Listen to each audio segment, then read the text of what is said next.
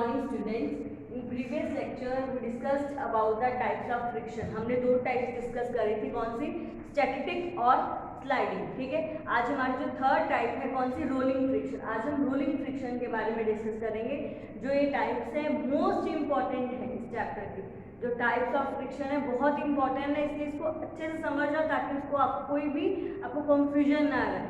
Clear? तो rolling में क्या होता है? रोलिंग अपने स्टैटिक पढ़ा था और हमने स्लाइडिंग पढ़ा था. ठीक है, स्टैटिक और स्लाइडिंग में स्टैटिक में क्या था कि इसमें कौन सा स्टेशनरी ऑब्जेक्ट दूसरे ऑब्जेक्ट के सरफेस पे के कांटेक्ट में आता है तो क्या होता है, वो स्टैटिक फ्रिक्शन पैदा हो जाता है. ठीक है, पर फिर उसके बाद मेरा क्या हमने स्लाइडिंग, जब एक ऑब्जेक्ट दूसरे ऑब्जेक्ट के सरफेस पर स्लाइड कर रहा है, ठीक है, तो वो क्या हो रहा है, वो स्लाइडिंग फ्रिक्शन होता है. पर अब थर्ड मेरा क्या है, रोलिंग फ्रिक्शन. जब एक ऑब्जेक्ट का सरफेस दूसरे ऑब्जेक्ट के सरफेस पर क्या कर रहा है, रोल कर रहा है, मतलब घूम रहा है. ठीक है, रोलिंग मीन्स घूम रहा है, तो उसको हम क्या, तो उसमें क्या, जितना रेसिस्टेंस लगता है उसको, उसमें फोर्स जितना रेसिस्टेंस लगता है, मतलब आपको पता है फ्रिक्शन ऑपोजिशन करता है. ठीक है, मोशन को रोकता है, इसीलिए जितना उसमें रेसिस्टेंस करेगा, जितना वो ऑपोजिशन करेगा, अपोज करेगा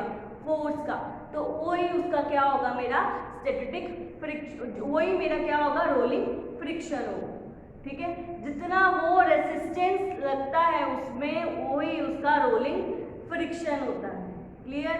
वो क्या, अब देखो, when one body rolls over the surface of another body, जब एक बॉडी रोल हो रही है किसके, the surface of another body, another body के सरफेस पे रोल हो रहा है, मतलब उसके सरफेस पर क्या हो रहा है, घूम रहा है, रोल कर रहा है.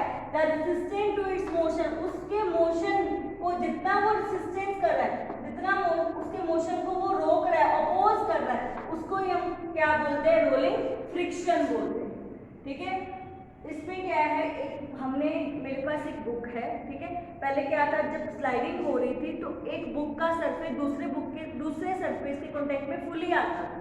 ठीक है, पर वो इंटरलॉकिंग उसमें इतनी नहीं हो पाती थी क्योंकि फटाफट वो स्लाइड हो जाता था. पर इसमें तो क्या है, उसका सरफेस ही पूरा कांटेक्ट में नहीं आता. देखो मेरे पास ये बुक है, इस बुक के नीचे या मार्कर रख दूं या मैं चौक रख दूं तो वो ऐसे ना क्या करने लगती, मूव होने लग जाएगी, रोल होने लग जाएगी. तो वो क्या होता है, तो इसका सरफेस उस नीचे के सरफेस के पूरे फुली कांटेक्ट में नहीं आता. फुली कांटेक्ट में नहीं आने की वजह से यहाँ पे इंटरलॉकिंग क्या होती है, कम होती है, बहुत कम होती है. यहाँ पे इंटरलॉकिंग तो हो ही नहीं पाती है, जिसके कारण इसका जो फ्रिक्शन होता है, रोलिंग फ्रिक्शन बहुत कम होता है. रोलिंग फ्रिक्शन दोनों जो हमने फ्रिक्शन पढ़े उससे सबसे कम फ्रिक्शन किसका होगा, रोलिंग फ्रिक्शन, क्योंकि इसमें का जो सरफेस है वो फुली कांटेक्ट में नहीं आता दूसरे ऑब्जेक्ट के सरफेस के साथ. ठीक है, इसके साथ, इसके कारण क्या होता है, इंटरलॉकिंग नहीं हो पाती. इंटरलॉकिंग नहीं हो पा रही है तो कहाँ से वो कांटेक्ट में आएगा, कहाँ से उसमें फ्रिक्शन लगेगा, तो इसका फ्रिक्शन जो होगा बहुत रिड्यूस होता है. क्लियर? समझ में आया कि जब एक सरफेस दूसरे सरफेस पर रोल हो रहा है उसको हम क्या बोलते हैं, रोलिंग फ्रिक्शन कहा जाता है, क्योंकि उसमें जितना रेजिस्टेंस लगता है वही उसका क्या है, रोलिंग फ्रिक्शन. ठीक है, जब वो रोल कर रहा है, याद रखना तीनों टर्म्स बिल्कुल अलग अलग है, रोल, स्टैटिक और स्लाइडिंग, इसलिए ये कंफ्यूज मत हो. जब रोल कर रहा है तो वो क्या होगा, जितना रेजिस्टेंस लगता है वही उसका रोलिंग फ्रिक्शन हो गया. रोलिंग फ्रिक्शन में आपको समझ में आएगा कि इसका जो सरफेस है बहुत कम पार्ट इसका दूसरे सरफेस के कांटेक्ट में आता है. इसके कारण क्या हो जाती है, इंटरलॉकिंग बहुत कम होती है. इंटरलॉकिंग कम हो रही तो फ्रिक्शन भी क्या होगा, रिड्यूस होगा. क्लियर? जैसे आपने देखे होंगे हम सूटकेस यूज करते हैं, उसके नीचे व्हील्स लगे होते हैं. ठीक है, तो सूटकेस के नीचे जब व्हील्स लगे हैं तो आप उसको ऐसे खींच लेते हो. ठीक है, तो उसमें जो फ्रिक्शन लगता है वो रोलिंग फ्रिक्शन है. ठीक है, और उसका जो बहुत वो रिड्यूस होता है क्योंकि आप उसका जो सरफेस है पूरा कांटेक्ट में नहीं आ रहा उसके नीचे की सरफेस से, क्योंकि वो थोड़ा सा ही कांटेक्ट में आ रहा है, इसके कारण वो इंटरलॉकिंग नहीं हो पाती है. इसी कारण उसको हम कौन सा फ्रिक्शन बोलते हैं, रोलिंग फ्रिक्शन बोला जाता है. क्लियर?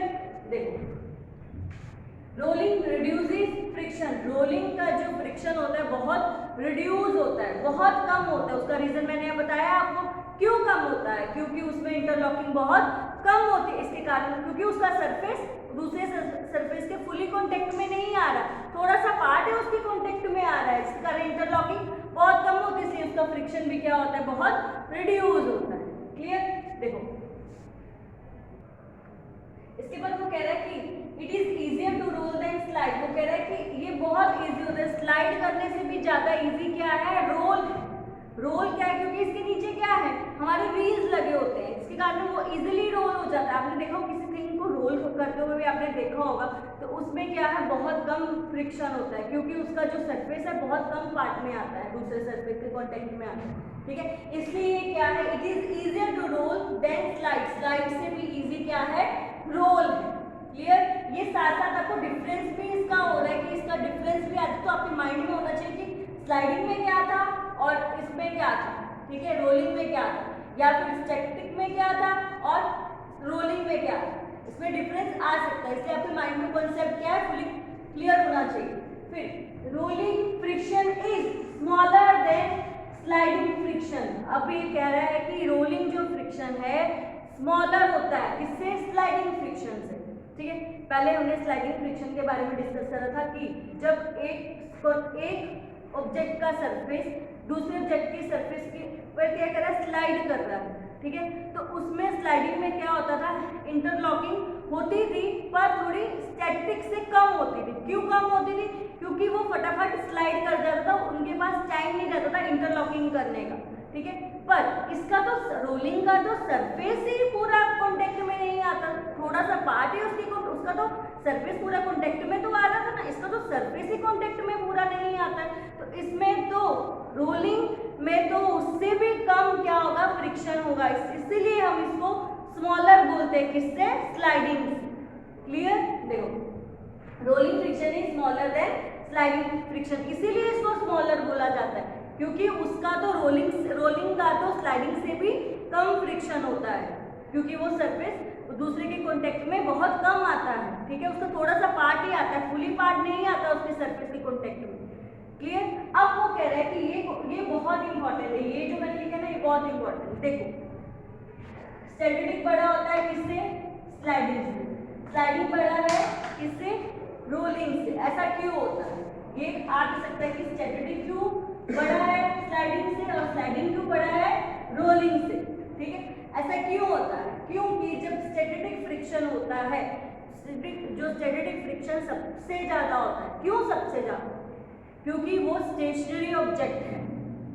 स्टेशनरी ऑब्जेक्ट पर फोर्स लगाना, ठीक है, जितना हम फोर्स लगा रहे हैं उतना ही उसका स्टैटिक फ्रिक्शन होगा। एक स्टेशनरी ऑब्जेक्ट को मूव करने के लिए हम जितना फोर्स अप्लाई करते हैं वही उसका स्टैटिक फ्रिक्शन होता है। ठीक है, वो तो स्टेशनरी ऑब्जेक्ट है, वो तो कुछ मूव ही नहीं कर रहा, वो तो स्थिर है।